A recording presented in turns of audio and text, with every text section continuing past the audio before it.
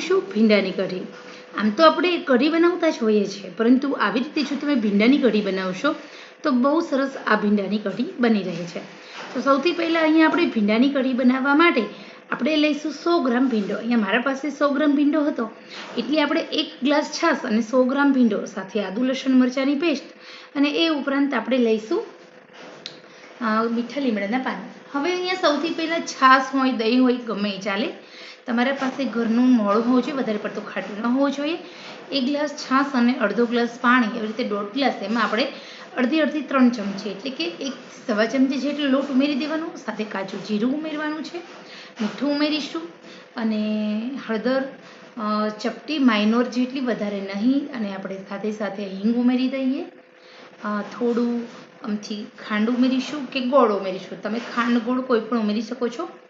અહીંયા આપણે વધારે નહીં, પરંતુ 1 ચમચી દળેલી ખાંડ ઉમેરી દીધી છે, અને હવે આપણે હલાવી લઈશું। તો અહીંયા આપણે ચણાના લોટનું જે ઘોર રેડી કરવાનું હોય છે કઢી માટેનું, એ મેં કરી લીધું છે। લમ્સ ન રહેવા જોઈએ એવી રીતે આપણે હલાવવાનું છે। અંદર ચણાનો લોટ આપણે ઉમેર્યો પછી જે લમ્સ છે, લમ્સને અંદર આપણે એવી રીતે સેટ કરવાના છે કે જે ચણાના લોટનું એક પણ લમ્સ ન રહેવું જોઈએ। ઓકે, તો અહીંયા તમે જોઈ શકો છો આપણે સરસ રીતે હલાવી લીધું છે, બિલકુલ લમ્સ નથી।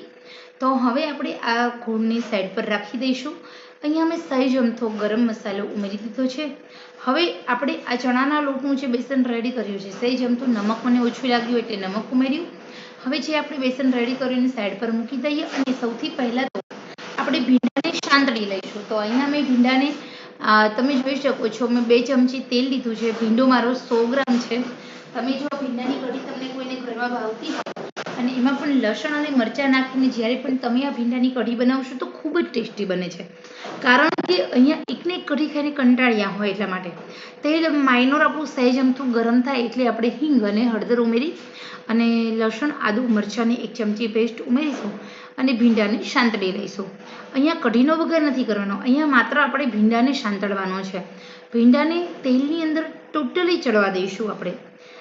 તો આજે પહેલી પ્રોસેસ છે આપણે કે ચણાના લોટને અને કઢીનું મિશ્રણ રેડી કરી દઈએ આપણે। કઢીનું મિશ્રણ રેડી કરી ત્યાર પછી બીજી પ્રોસેસ છે કે આપણા ભીંડાને આપણે સાંતળી લઈશું।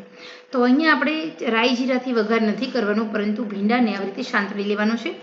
સહેજ અમથું મીઠું ઉમેર્યું છે, ભીંડામાં ચીકાશ ન રહેવી જોઈએ, ભીંડો કાચો ન રહેવો જોઈએ, ભીંડો ચડી જવો જોઈએ। તો 2 ચમચી તેલની અંદર આપણે આ 100 ગ્રામ ભીંડાને ચડવા દઈએ। અહીંયા આપણે આટલું તેલ ફરજિયાત લેવાનું છે। ભીંડો આપણો એકદમ નરમ રહેવો જોઈએ, કડક ના થવો જોઈએ। ભીંડો તમે આનાથી વધારે પણ લઈ શકો છો, પરંતુ મેં એટલા માટે લીધો છે કે જેને ભીંડાની કઢી ભાવે છે એ કઢીમાં ભીંડો સાથે લે છે, અને જેને ભીંડામાં કઢી નથી ભાવતી એ લોકો પ્લેન કઢી પણ કરી શકે છે। તો અહીંયા આપણો ભીંડો છે એ ચડી રહ્યો છે। 100% ભીંડો આપણે તેલમાં ચડી ન જાય ત્યાં સુધી આપણે આ કઢીને આમ જ ભીંડાને ચડવા દઈશું। તો અહીંયા આપણે એકદમ મસ્ત મજાનો ભીંડો છે, એકદમ સેટ થઈ ગયો છે, ચડી ગયો છે, બિલકુલ કાચો નથી। તો હવે હલાવી લઈશું, તમે જોઈ શકો છો। તો હવે આપણે કઢીનું મિશ્રણ જે રેડી કરીને રાખ્યું છે એ ઉમેરી દઈએ। અહીંયા આપણે નેચરલ તીખાશ આવશે, લસણ આદુ મરચાંના કારણે એકદમ તીખા મરચાં મેં 3 થી 4 લીધા છે, જેના કારણે કઢીની નેચરલ તીખાશ આવશે। અહીંયા આપણે લાલ મરચું નહીં ઉમેરીએ અને હળદર પણ માઇનોર ઉમેરવાની છે। તો અહીંયા તમે જોઈ શકો છો એકદમ સરસ રીતે હવે આપણે ઉકાળી લઈશું।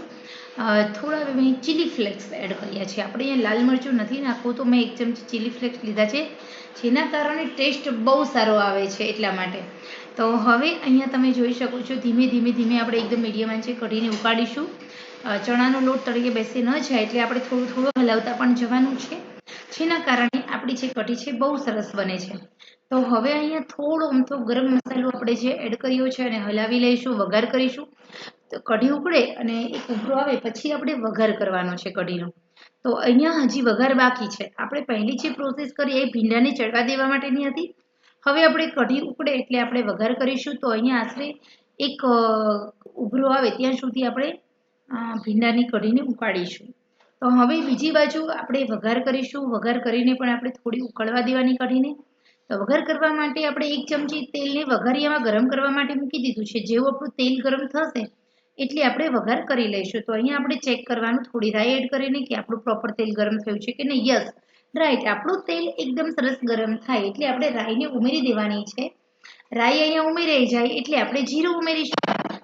થોડી વરિયાળી, થોડા સૂકા ધાણા અને થોડા કડવા મેથીના બીજ ઉમેરી દઈએ અને હવે આપણે વઘાર કરીશું. તો અહીંયા આપણું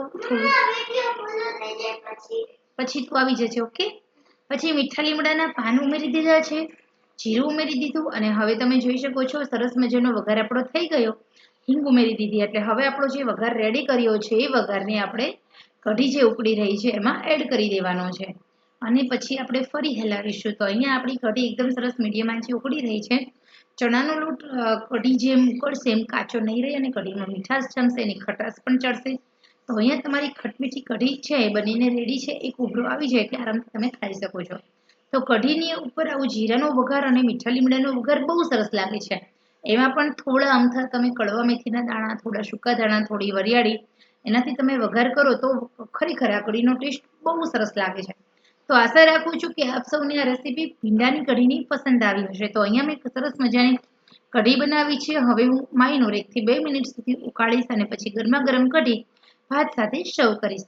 તો આશા રાખું છું મિત્રો આ રેસીપી તમને સૌને પસંદ આવી હશે. પસંદ આવી હોય તો આવી રીતે તમે પણ એકને એક કઢી ખાઈને કંટાળ્યા હોય તો ભીંડાની કઢી બનાવો અને નાના મોટા સૌને ખવડાવો.